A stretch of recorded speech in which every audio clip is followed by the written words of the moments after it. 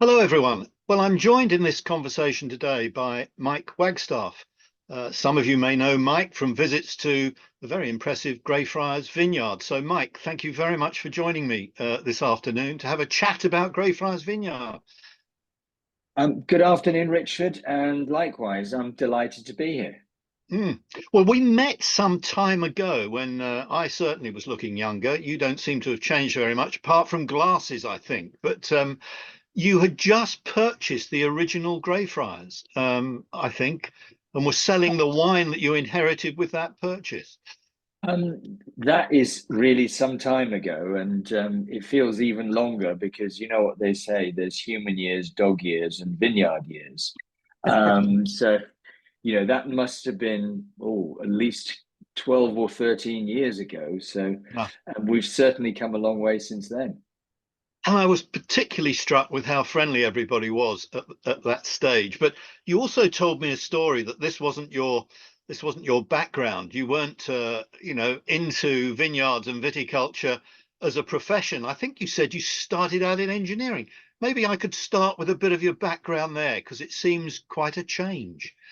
Um, it does seem like a change. My background, I was educated and trained as an engineer Mm. in the oil industry back in the 1980s. I started my career with Shell, including working for 2 years working offshore on a drilling rig in the North Sea and the Mediterranean. I then moved into energy finance for a number of years, and then I came back into the industry in the 2000s, where I joined what was a startup oil company in Aberdeen called Venture Production, originally as finance director, and then I became chief executive. Unfortunately, during the financial crisis in 2009, we were Gosh. taken over by British Gas, Centrica, after a long and protracted hostile takeover. And I was surplus to requirements, let's put it that way, in the combined company. And sort of departed. And at the time, it gave me the opportunity to think about what I wanted to do with the rest of my life. I was too young to retire, and I'm not a big golf player or had any other uh, extreme hobbies. Let's put it that way. Um, and so, the question was, what did we do with ourselves? Mm. And So you were this, in Scotland at that stage. So here we are in uh, Farnham. So there must well, be a I link was there. Well, there was a link. Although I was working in Scotland, I was not actually living there. The Right. family was based down here, and I would weekly commute to Aberdeen, which is another long story.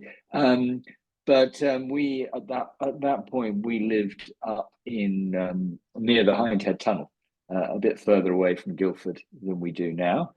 Um, but the idea of growing and production in England is something that had been seeded in my mind a few years earlier.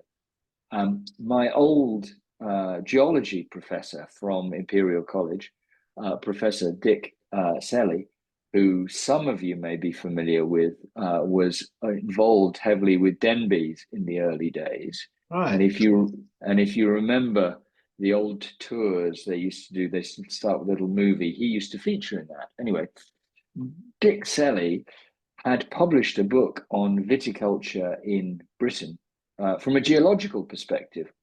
And my wife bought me a copy of this, and because she knew that he'd taught me a long time before, and I had read it and thought this is very interesting.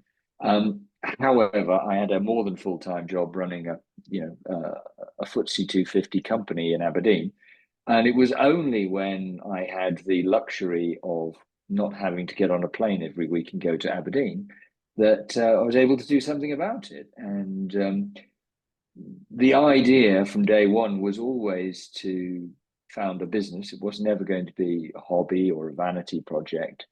And we spent about the thick end of a year researching whether you could actually make a viable business in the wine industry in England.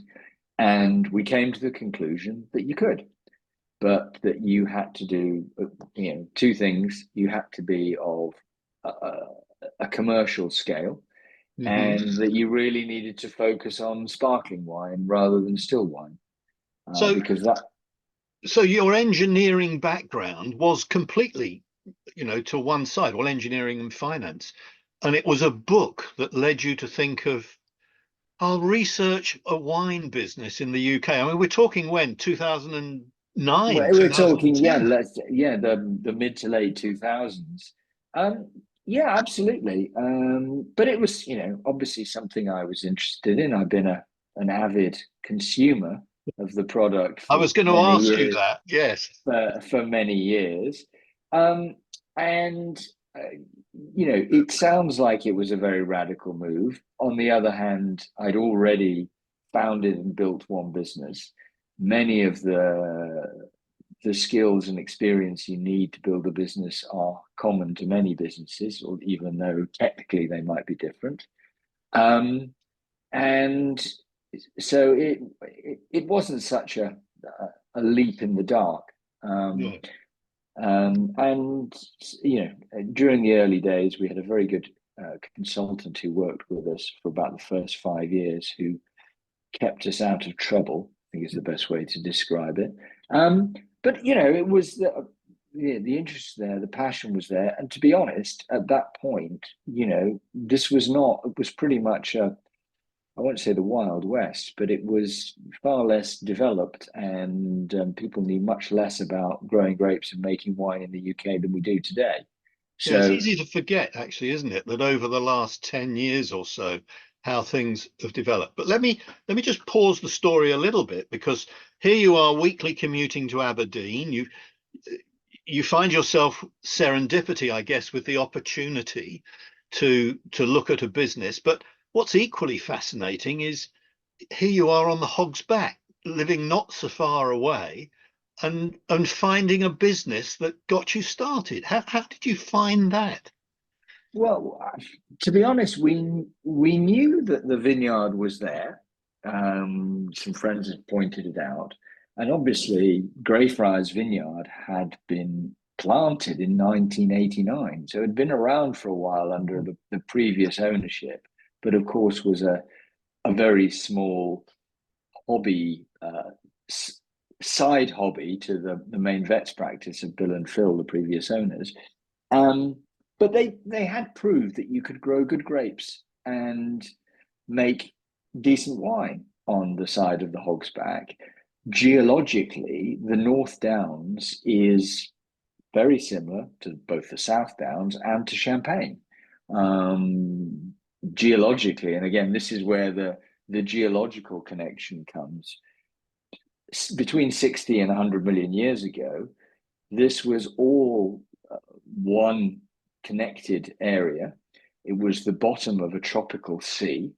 And on the bottom of that sea was deposited the bones and shells of fish and crustaceans, etc., which are largely made of carbonates, which is the backbone of limestone and chalk. And over the tens of millions of years since then, these layers of chalk have been gradually buried under up to thousands of feet of sediments on top of them. But of course, then what happens is the earth starts to move, and these what is laid down as a series of pancakes becomes buckled and bent and moved over the millions of years.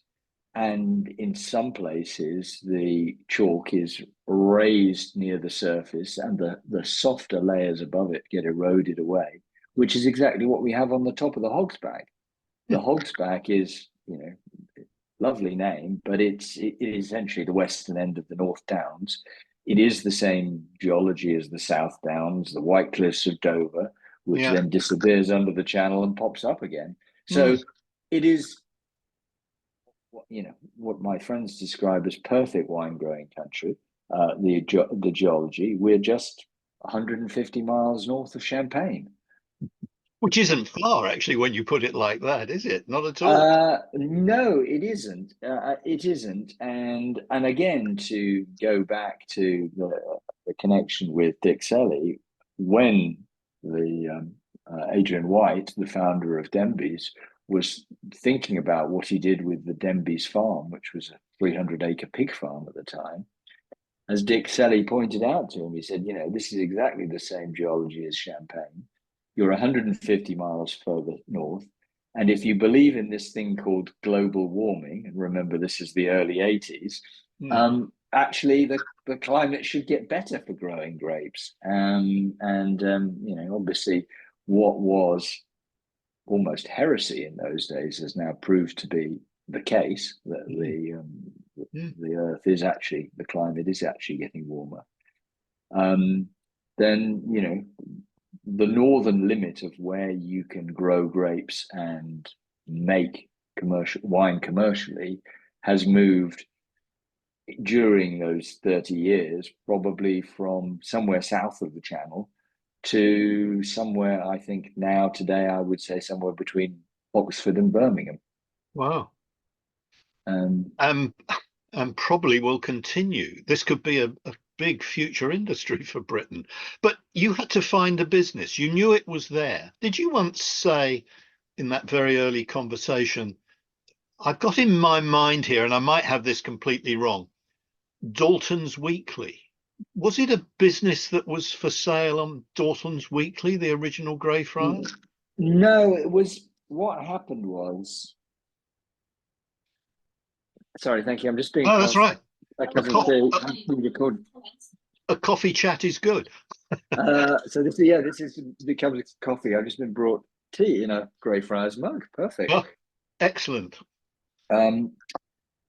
It wasn't really a business, because in fact what had happened was our predecessors had retired from veterinary practice and sold off pieces of their practice to basically the people who worked for them, but they kept the freehold on the land, and that was about 30 acres.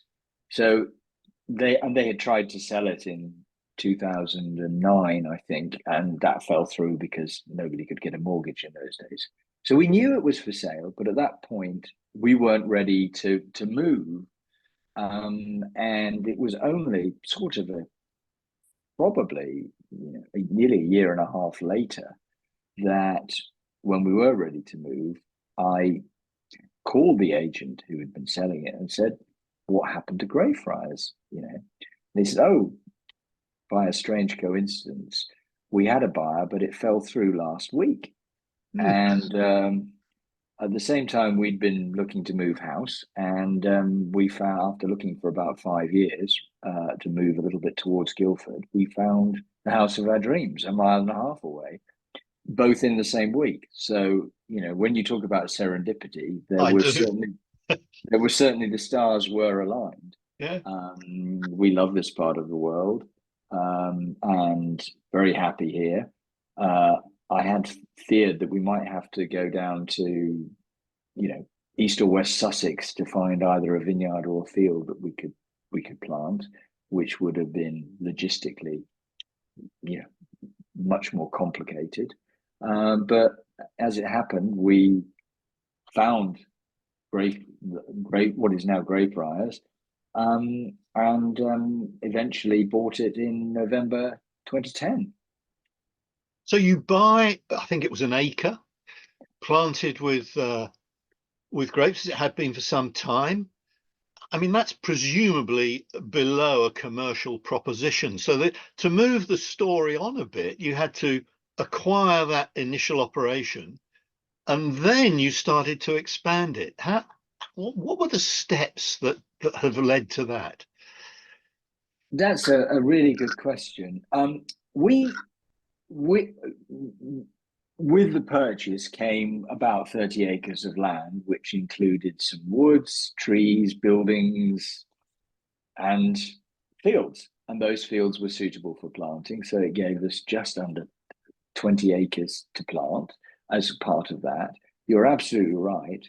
the acre and a half, about 1,500 vines, which was the original planting, planted in late 80s, but actually had been tweaked a bit, would produce between 1,000 and 2,000 bottles a year. That's a lot more than I can drink, but it's not enough to be a commercial business.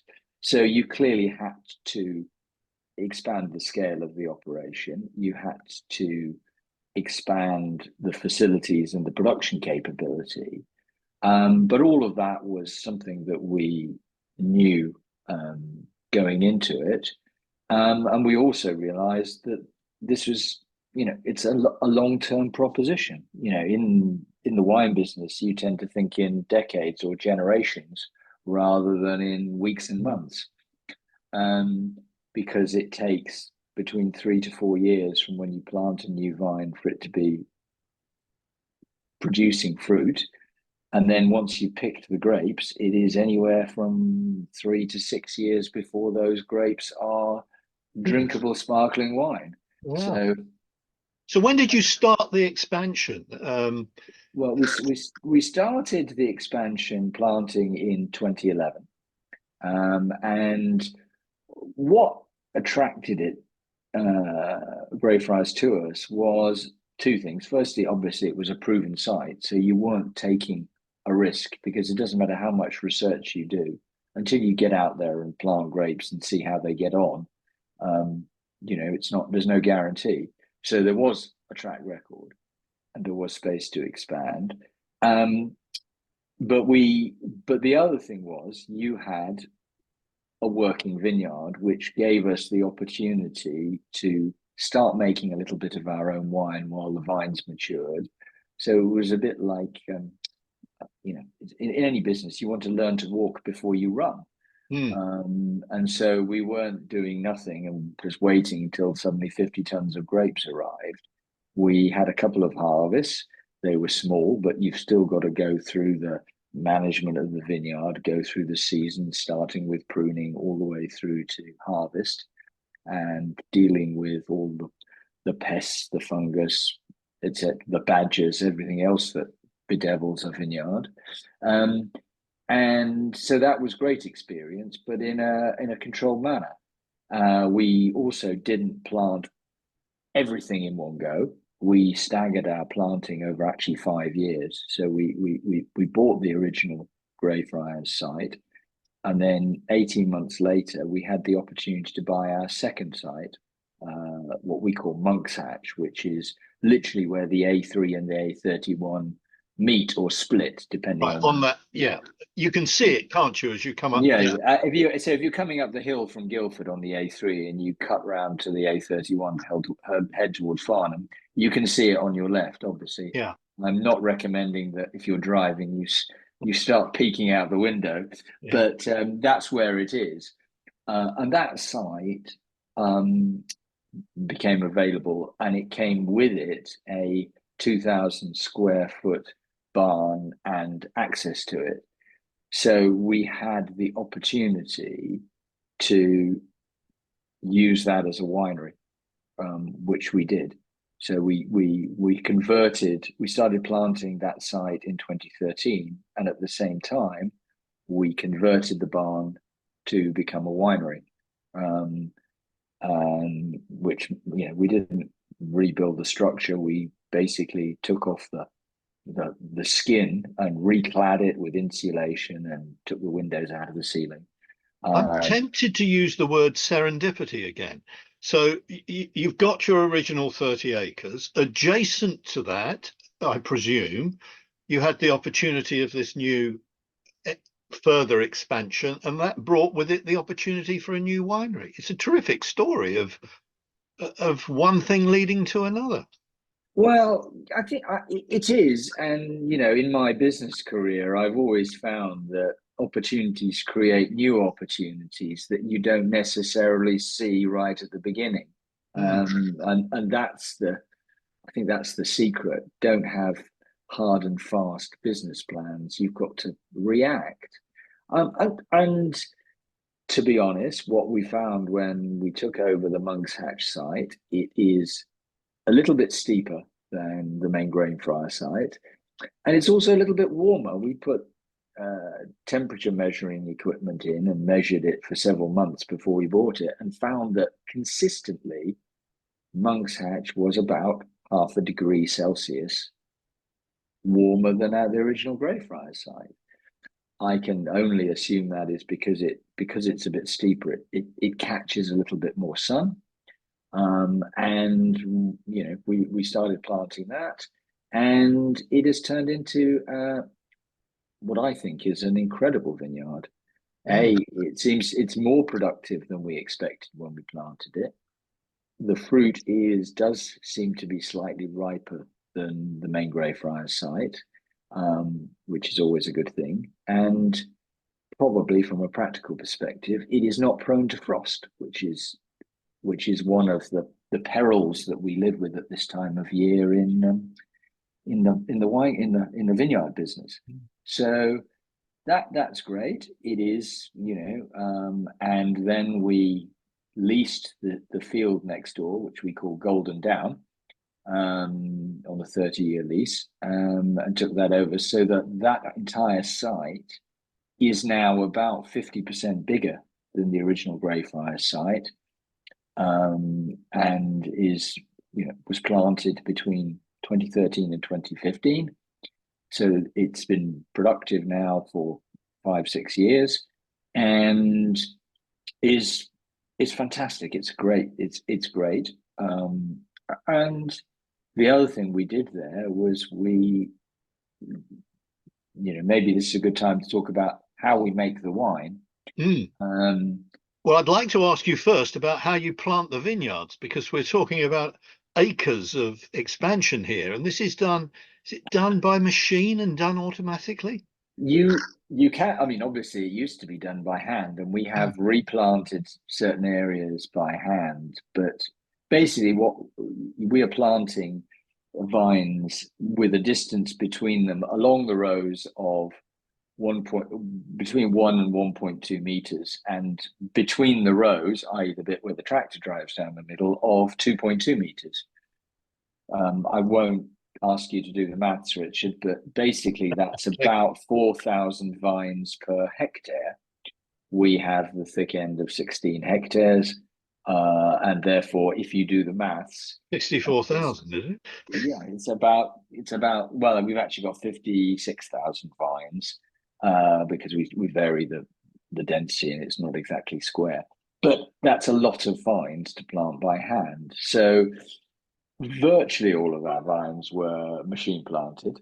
The planting is done on, a rig on the back of a Unimog, a big sort of, not a tractor, it's more like a truck, but it has the sort of PTO drive of a tractor, and it is controlled by GPS, so it can plant the vines to an accuracy of literally millimeters, which is much better than people can do. Because if you're planting by hand, you're laying out by string and marking the points where you've got to dig a hole and put the vine in. So the machine can plant the thick end of 10,000 vines in a day. And can it operate at night as well if it's doing it with GPS? Wow. Yeah. I mean, the satellite signals don't stop at night. No, exactly.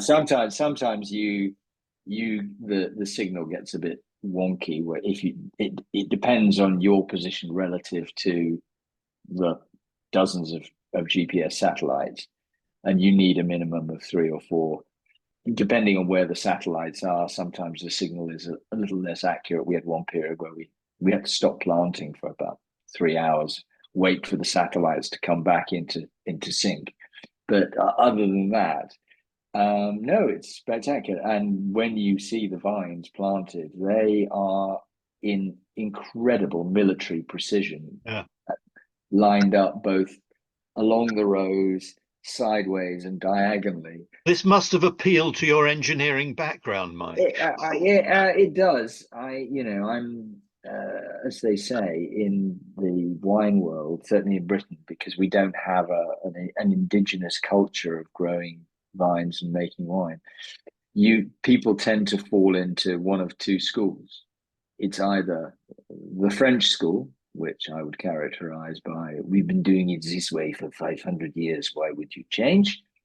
Or the German school, and the German school is characterized by Vorsprung durch Technik.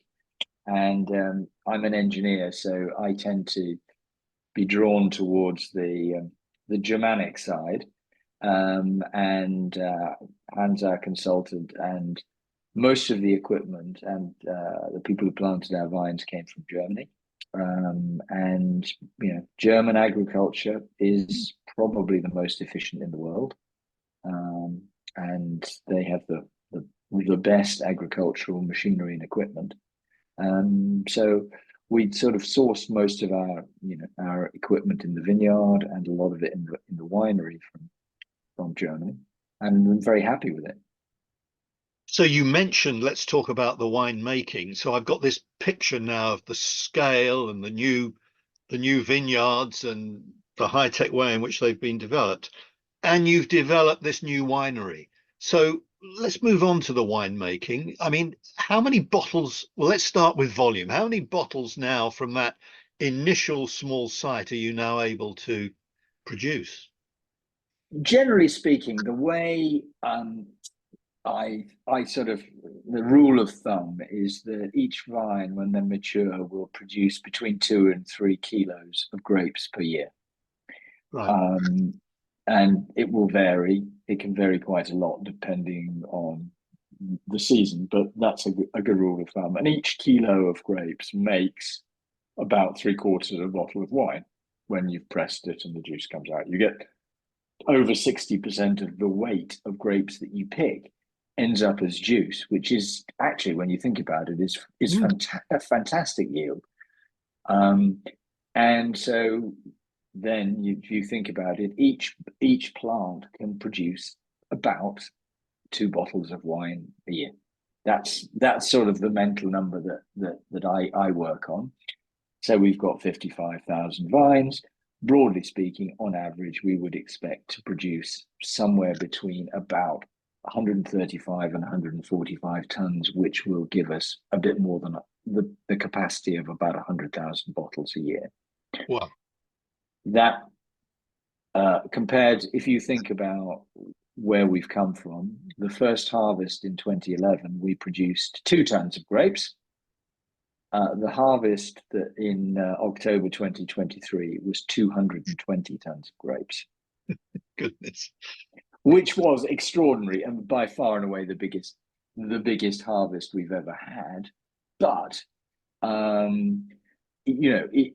that was a lot of fruit. So, and well above what we were expecting. So typically the harvest range since we've been mature, from 95 tons up to the thick end of 200 plus tons of grapes.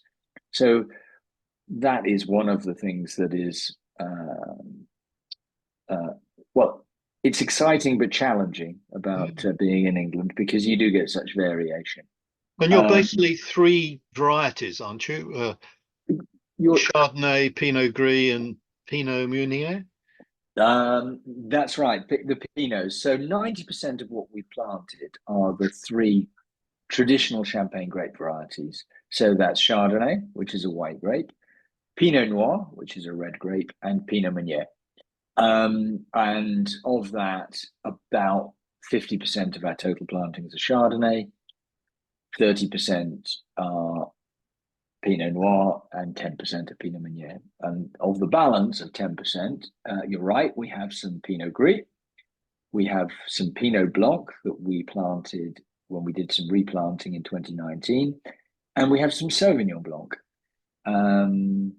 And those grape varieties are predominantly used to make still. So we do a little bit of still wine, but the name of the game is sparkling wine. And we use what is known as the traditional method. The traditional method is what used to be known as the method champenoise, until there was a huge bust up in the wine world in the 1990s, when nobody apart from the people producers in Champagne were allowed to use the C word. So it's traditional method. It's called traditional method in England. It's Method Cap Classique in South Africa. It's Metodo Classico in Italy. Cremant in the regions of France outside Champagne is made using the same technique. But it's the same technique used to make the best sparkling wine in the world. There are other techniques are available, to use a BBC euphemism. For instance, tank fermentation is what's used to make Prosecco, or you can use carbonation, which is basically how you make Coca-Cola, i.e. inject gas into the wine. It makes it a bit bubbly, but doesn't have the same characteristics to it. But it's generally regarded to be the best method for making high quality sparkling wine. And it involves 2 stages. Yeah. Sorry, you were... No, I was about to. In fact, I think I've lost my thread now because I was trapped by the 2 stages, which I thought I'd listen to. So the 2 stages, Mike, are. The first stage is we make a still wine, which is using exactly the same process as any other normal still wine. So you pick the grapes, you press them to extract the juice, you add some yeast, you ferment it, then you will stabilize it and filter it. And at that point, if it was a still wine, it would go into a bottle, have a label put on it, screw cap, cork put on the top to seal it, and away it would go. That's where the magic starts in the sparkling wine, traditional method sparkling wine. So we add a little bit more sugar and a little bit of yeast, and we bottle it in the sparkling wine bottle that it will eventually be sold in, and cap it with a beer cap, a crown cap. And then we put it in the cellar and we leave it for 3, 4, 5, 6 years. So what happens then is we get a secondary fermentation in the bottle. And if you know your sort of chemistry, during the fermentation process, the yeast consumes the sugar in the grape juice and produces 3 things. It produces alcohol, it produces a little bit of heat. So during the primary fermentation, we have to cool the tanks, otherwise the wine could actually cook itself. And it also produces carbon dioxide as a byproduct. So mostly for a still wine, that is just allowed to escape into the atmosphere. But during the secondary process, because there's a beer cap capping it, the carbon dioxide is trapped and goes into solution. And that's what gives sparkling wine its fizz. And it remains clear and filtered because it's staying in the bottle and going to a consumer. No, not quite. It's actually, at that point, the wine is cloudy with a sediment in the bottom. So during that time, the secondary fermentation will take several weeks or months, and then the wine will be allowed to mature. And as it matures, the sort of flavor profile will develop and generally become more complex. And when the wine is ready to drink, if you took a bottle out of the cellar, it would be most unappetizing. It would be cloudy and it has a layer of sediment along the bottom, so it'd be quite gritty to drink. So what we have to do is we have to get rid of the sediment and clean the wine. So that involves a process that is known as riddling and disgorging. And so the first stage of that process, the riddling, and this probably all sounds very complex, but when you come on the tour later this month or next month, we will show you all this and it will become abundantly clear what happens. So basically you put the bottle in a cage. Usually we have 440 and it's lying on its side horizontally. And that is loaded into a machine, and about every 2 hours, the machine will go, and then it will gradually rotate and tip up, so that over the course of a week, it will go from being horizontal to being vertical with the bottles upside down. And during that period, the sediment slides down the neck inside the bottle and ends up sitting on top of the cap with clear wine above it. We then take it, we put it in a neck freezer, which does what it says on the tin.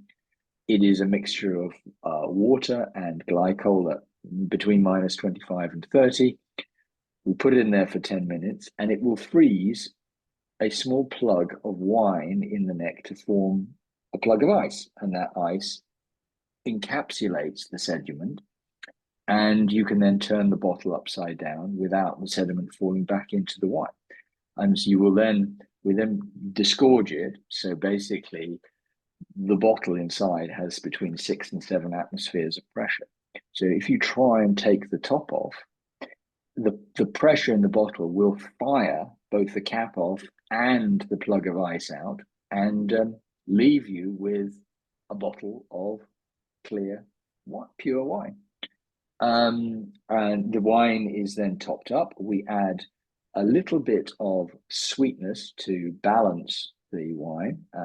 Exactly how much sweetness we add will depend on each wine, and we work out beforehand. We then top it up. We put a cork in it. We put the muzzle over the top. We wash the bottle. We label it, and then away it goes to the consumer. I do remember some of that now, the little ice plug in the top of the bottle.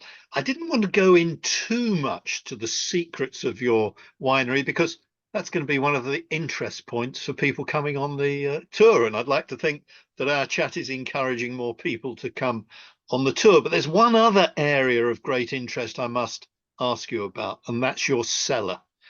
Because part of your development is to create a cellar, which wasn't there originally. That's correct, isn't it? Yeah, it's we call the cellar or the cave. So The cave, yeah. obviously, one of the things, if you have to age your wine for 3, 4, 5, 6 years, you need to store it, and it has to be stored in bottles. And wine in glass is incredibly bulky, and you need to store it in the dark in a pretty temperature-controlled environment. So you could either put it in a big warehouse and heat it in winter and cool it in summer. But what we decided to do was to dig a cave in the side of the Hogs Back behind the winery. I call it a cave, but it wasn't really a cave in the conventional sense. We sort of cut a box out of the side. We put a concrete floor down, concrete walls for part of it. Part of it's just the exposed chalk, and then a 60 centimeter thick concrete roof on the top, which then on top of it has 60 centimeters of chalk and topsoil on top of it to insulate it. And it then sort of landscaped back into the hill.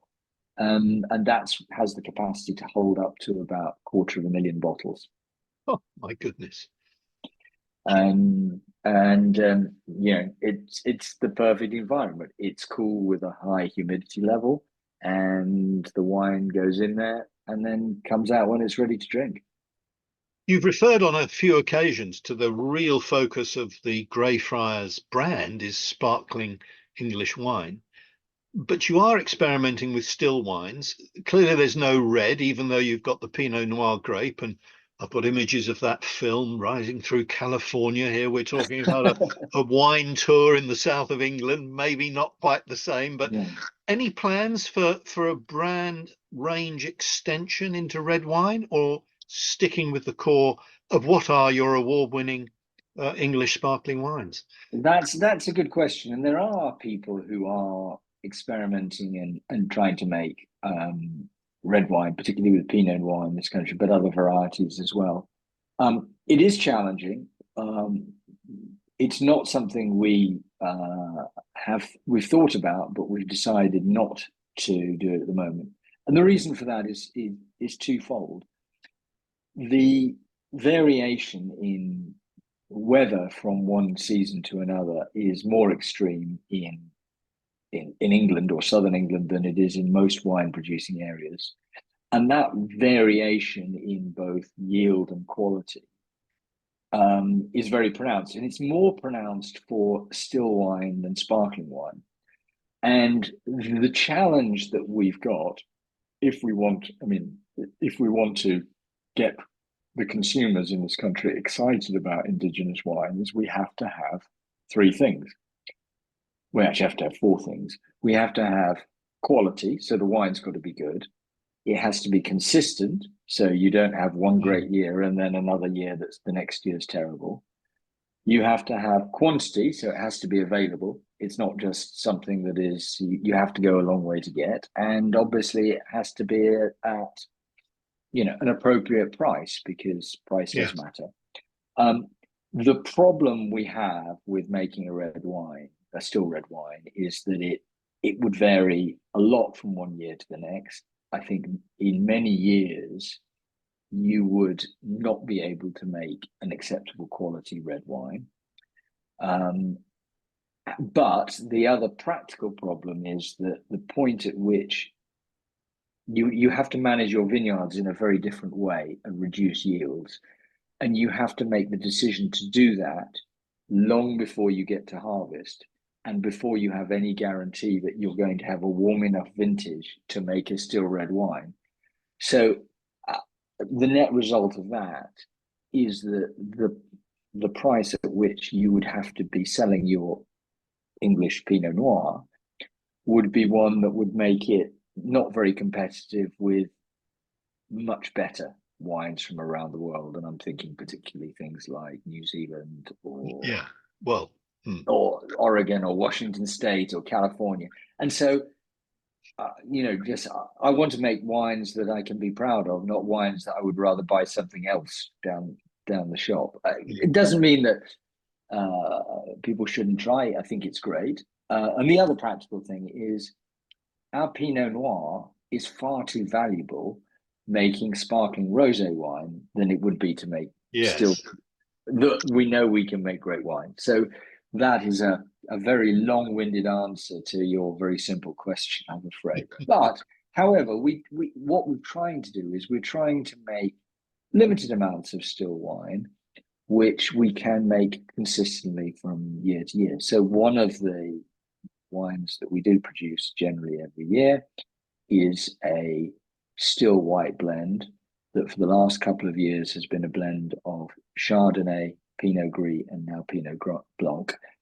The exact winemaking and recipe of this wine varies from year to year, but we're trying to make a wine that is broadly consistent from one vintage to the next, so that you can talk to restaurants and consumers and they know that if they come back the next year, it won't be identical, but it will be similar stylistically. So, and that's our wine that is named after the heroines of the SOE. And without stealing my own thunder for when you come and visit us, we'll tell you more about that.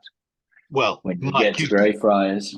You've given me a great segue to say, look, we've been going on. I'm almost at the second cup of coffee stage here, and I'm minded that there's more to tell about this story, and I'd love to do that maybe in a second edition of this after the visit. But let me finish with this question. And you mentioned New Zealand Pinot Noir, which is actually what I had in mind. Any other plans for developing the vineyard? I put in my notes the notion of a restaurant. I remember sitting in a restaurant at one of the New Zealand wineries. Any thoughts along those lines? Well, as you'll see when you come, during lockdown, we built a new tasting room and cellar door, which is great. We don't have a restaurant, and nor do we have any real plans for a restaurant. And the reason for that is quite practical, because running a restaurant is a very hard business. If you are a restaurant that is only really open at weekends and is only open for a short season during the year, and whose clientele is very dependent on how the weather is, and the weather could be like last Saturday, and remember, you probably didn't dare set foot outside if you were like me. Lovely spring day. Yeah, exactly. So pouring with rain and about 6 degrees Celsius. So it's quite hard. What we do is we do have a food offering. So if you come and see us and you pre-book, you can have a cheese and charcuterie platter, which I think is a nice. So there is a food offering, and in the peak of the season, we get food trucks in on a Saturday, so people can come, and it's very informal. Much more informal than having a restaurant. And I think this year we've got 3 or 4 different types of food coming. On a Saturday, there'll be one of them there. So if you fancy something to eat, you can have it, sit outside, eat it, have a picnic blanket and sit on the grass overlooking the vines, which is lovely. And also, means that we don't have to have all of the, Yeah. of the risk. So I think it's a nice compromise. I'll never say never, but and in this part of the world, running a restaurant is very hard. I know, obviously, selling to them. I know a lot of restaurateurs, and I know how hard it is, and Yeah. how many restaurants don't survive over an extended period of time. So I do know how hard it is. And to be honest, our focus is all about the wine rather Yeah. than the other stuff. But I think I think you've hit on a very good point there, is what we're trying to create is reasons to come and visit us. So there's tours, there's tastings. You can now come and in the tasting room, sit down, have tasting flights. We do all sorts of other type of events during the year. And cheese and wine tastings. We've done cocktail evenings with cocktails that you can make with sparkling wine, all that sort of thing, which is fun. And we have our wine club, and we do our picking days for volunteers. So it's about engaging with the local community. It's about getting people to come and see us, understand what goes into a bottle of wine, because that's really one of the most important bits of my job. Because otherwise, like much food and drink, we tend to take it for granted that it pops up on a shop shelf or a supermarket shelf. Absolutely. Well, Mike, Where sorry, I'm conscious of the time, and as I say, there's plenty more for us to talk about. But I want to end on the phrase that you've used, because this is what comes across to me: never say never. And you've gone from, in this story, being involved in, in the oil industry, one product that you dug out of the ground, to this time growing it in the ground to the wine industry. So there's quite a link, a silken thread in the story that you've described to us. So thanks very much for that, and thank you for your time, Mike. No, thank you, and I look forward to seeing everybody in the next few weeks. So Yeah. hopefully, Well, fingers crossed, I hope in this nice triggers weather. a few more people to come along and experience Greyfriars for Well, themselves. that would be perfect. That would be great. And thank you very much. You're very welcome. Thanks again, Mike. Okay, thanks.